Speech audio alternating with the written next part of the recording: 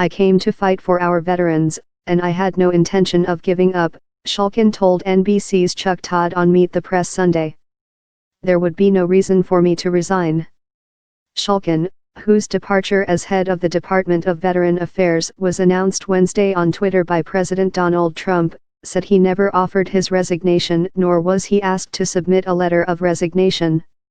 A day earlier, White House spokeswoman Lindsay Walters told Politico that Shulkin had resigned from his position.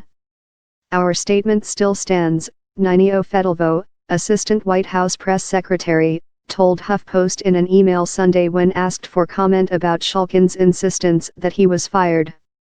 White House Chief of Staff John Kelly alerted Shulkin of his termination shortly before Trump tweeted about it Wednesday, Shulkin added.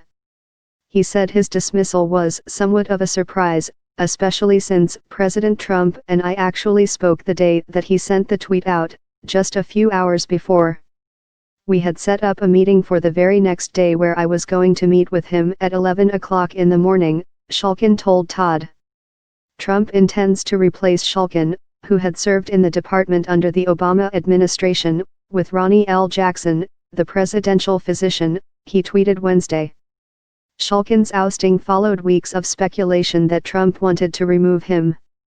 Shulkin was the subject of an inspector general's investigation in February, which found he committed ethics violations on a trip to Europe last summer. His extravagant 10-day trip to London and Copenhagen was planned under the guise of business travel but included only 3 working days while costing the VA at least $122,334, the report found. Shulkin denied any ethical violations during his tenure as the Veteran Affairs Secretary on Sunday and suggested his termination had little to do with the Inspector General's findings. He has pushed back against conservative administration officials who believe veterans' health care services should be increasingly privatized. I do not believe there was any misuse of government funds, Shulkin said. I do believe that there were no ethical violations here, that this was being used in the political context to exploit the situation. And I do believe that the issue at hand is the future of VA and whether it's going to be privatized or not.